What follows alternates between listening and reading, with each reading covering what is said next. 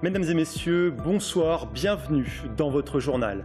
Les policiers en colère, rassemblement symbolique et silencieux partout en France et notamment à Tours aujourd'hui. Une action de soutien à leurs 4 collègues violemment agressés dans l'Essonne. Ce n'est pas courant, un directeur de centrale nucléaire au tribunal, en l'occurrence celui de Tours pour Régis Clément, actuel directeur de la centrale de Chinon. Il était assigné par le réseau Sortir du nucléaire qui pointe des infractions. Enfin, 2 dossiers d'importance au conseil municipal de Tours hier soir, le projet de métropole adopté et la charte du FN Ma commune sans migrants rejetée. Je vous le disais en titre, les policiers au bord de la crise de nerfs. À l'appel des syndicats, ils se sont rassemblés ce midi devant leur commissariat à Vendôme, encore à Tours. À Blois, pas de rassemblement, mais un service minimum. C'est l'agression samedi au cocktail Molotov de 4 de leurs collègues de Viry-Châtillon dans l'Essonne qui les a poussés à sortir dans la rue. De nouveau, il est question de la sécurité des forces de police lors des interventions. Le reportage devant le commissariat de Tours d'Aurélie Renaud. Une cinquantaine de policiers d'investigation et 50 autres de la voie publique. Un rassemblement silencieux en soutien à leurs collègues attaqués dans l'Essonne. À Tours et sur l'agglomération, les fonctionnaires de police ne parlent pas de zones de non-droit, mais de quartiers chauds, sensibles, où le travail est difficile. Le Sanitas, la Rabière, la Rabatterie.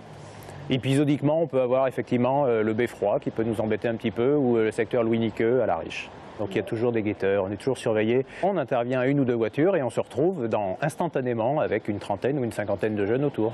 Il y a un noyau qui est prêt en écoute, qui nous attend, Alors certains jeunes veulent vraiment carrément jouer avec la police. Alors ils sont très provocateurs et ils vont alors soit nous lancer des cailloux, n'importe quel projectile qu'ils ont sous la main, ou faire du rodéo moto autour de nous pour nous provoquer.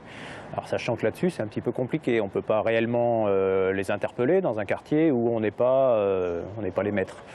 Selon Unité SGP Police, le syndicat majoritaire au commissariat de Tours, les 200 policiers de voie publique de l'agglomération ne sont pas assez nombreux. Ils réclament 15% de personnel supplémentaire à minima pour mieux pénétrer les quartiers dits sensibles et sécuriser des procédures du quotidien, comme les contrôles routiers. On intervient souvent sur 1, 2, 3 voitures. Il y a 4 voitures d'arrêté, il y a 4 fonctionnaires. Donc c'est pas normal, c'est inadmissible. Il n'y a plus du tout de protection, rien du tout. On ne voit plus le danger arriver. Donc c'est inadmissible et c'est inacceptable pour nous. Au commissariat de Tours, l'appel du syndicat Alliance à la grève du zèle, à ne traiter que les urgences et les cas graves, n'aurait pas été très suivi par les fonctionnaires de police. En bref, fait divers, un homme a tenté de tirer sur un groupe de jeunes à proximité de la discothèque Le Pims à Tours. Ce dimanche, il est environ 6h30 du matin quand cet habitant s'empare d'une carabine. L'homme est alcoolisé, 3,4 grammes d'alcool par litre de sang, comme le révéleront les analyses. Il veut faire taire ce groupe de jeunes un peu trop bruyant pour lui. Et c'est à ce moment-là que la propre fille du tireur présumé tente de l'empêcher de tirer. Un coup part. L'adolescente de 16 ans est grièvement blessée au coude. Elle est aujourd'hui en arrêt, 100 jours d'ITT.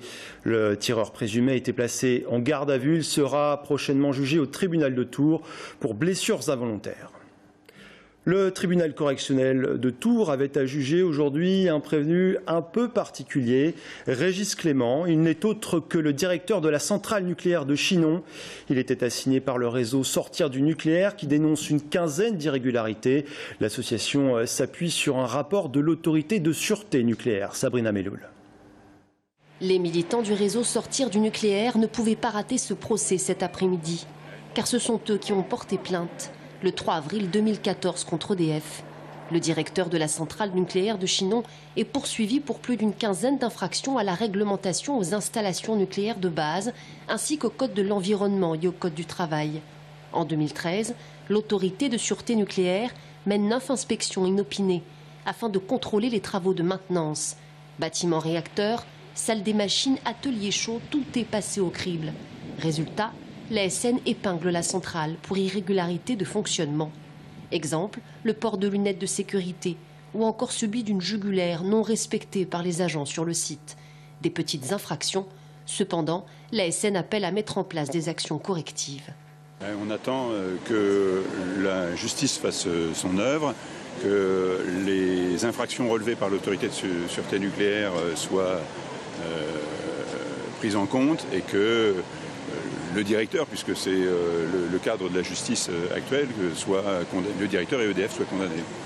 Yannick Jadot, eurodéputé et candidat à la primaire Europe Écologie Les Verts, est venu assister au procès. Un procès de trop pour lui, qui démontre l'importance du virage écologique qu'il faut aborder sans plus tarder.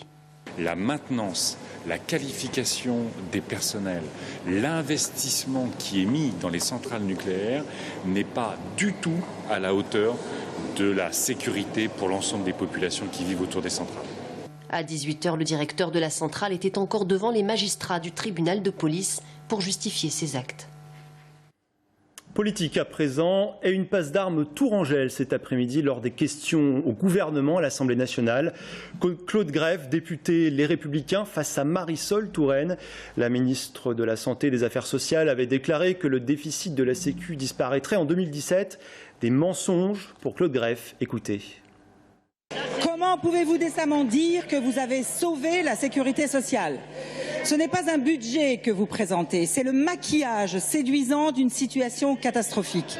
Madame Touraine, notre santé n'a pas de prix, mais la santé a un coût. Et les Français doivent savoir que sous le quinquennat de François Hollande, vous avez augmenté la dette de 50 milliards.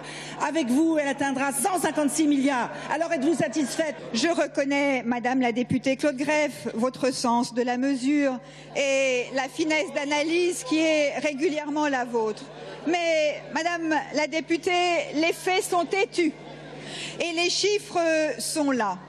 Le déficit du régime général de la sécurité sociale sera ramené de 17,5 milliards d'euros en 2011 à 400 millions d'euros l'année prochaine. Cela, Madame la députée, c'est un fait, ce sont des chiffres et ils sont têtus.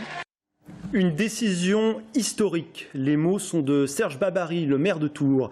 Le conseil municipal a adopté hier soir le principe d'une transformation de l'agglomération en métropole. Ce vote constitue la dernière étape avant une décision du gouvernement en novembre. Parmi les autres dossiers évoqués en conseil municipal, la charte Ma Commune sans migrants, une charte proposée au vote par le Front National. Romain Delville. L'unanimité, moins 4 voix, 2 pour le Front National, 2 pour le Parti communiste. La volonté de transformer la communauté d'agglomération Tours Plus en Tours Métropole a été validée à une large majorité, donc par le conseil municipal en tout début de séance. Je pense qu'on a aujourd'hui tous les atouts, les caractéristiques, les compétences permettant de faire de nous une métropole. Maintenant, il y a un aléa politique. On sait bien que cette décision n'est pas acquise d'avance. On va se battre pour obtenir cette décision et de toute façon, si nous réussissons ou pas, nous continuerons. Nous avons lancé une dynamique avec tous les acteurs du territoire, avec les forces vives pour développer notre territoire. 3 heures plus tard, c'est la charte nationale du FN, Ma Commune sans migrants, qui a réveillé les esprits. Pour le PC, Pierre Texier a rappelé dans une indignation grave les grands noms, les talents issus de l'immigration dans l'histoire de la France et de la Touraine. Et voit dans ce texte, je cite, la marque du glissement des consciences vers une forme d'inhumanité. L'écologiste Emmanuel Denis a évoqué l'accueil inoubliable de Syriens lors d'un séjour passé. De son côté, Cécile Jonathan, pour Tours 2020, a qualifié ce texte d'infâme et exhorté la majorité à rejoindre l'opposition pour dire non au texte, un vœu pieux. Il y a quelque chose de dangereux pour notre démocratie, quand même des élus républicains, et leur parti politique porte ce nom-là, les Républicains, ne sont pas capables ouvertement de prendre une position ferme face à cette haine, à ce discours qui est invraisemblable, vous l'avez entendu comme moi, qui est vraiment un déversoir de haine, de xénophobie et de racisme. Eh bien, moi je dis que la démocratie dans ce cas-là est en danger. Pour la majorité de droite, Jacques Chentchenko a dit regretter vivement ce vœu du Front National. La majorité n'a pas pris part au vote qui, selon lui, ne concerne pas le sujet du ressort du conseil municipal. Et chacun des membres de la majorité s'est abstenu. On referme cette page politique avec quelques échos de Romorantin dans une longue interview parue ce jour chez nos confrères de la Nouvelle République. Le maire, Jeannie Lorjou, évoque d'abord le coût des inondations de juin, 5 à 6 millions d'euros rien que pour les bâtiments publics. Son avenir politique également, l'élu du Loir-et-Cher assure qu'il sera de nouveau candidat au sénatorial de septembre prochain. Et puis rien ne vaut un bon tacle pour finir. La victime, Maurice Leroy. Jeannie Lorjou dénonce, je cite, le comportement bolchevique de son prédécesseur au Sénat. Allusion au passé communiste de Maurice Leroy. En cause, selon l'élu, ses difficultés pour obtenir des aides financières du conseil départemental. À sa tête, vous l'avez deviné, Maurice Leroy. L'Indre-et-Loire et le Loir-et-Cher célèbrent depuis hier la semaine du goût, restaurateurs, grande distribution. Ceux qui nous nourrissent mettent la main à la pâte. Parmi les manifestations, une rassemble l'ensemble des acteurs. Son nom, Savouron, le Val-de-Loire. On en parle dans un instant avec notre invité Bernard Estivin, organisateur de l'événement.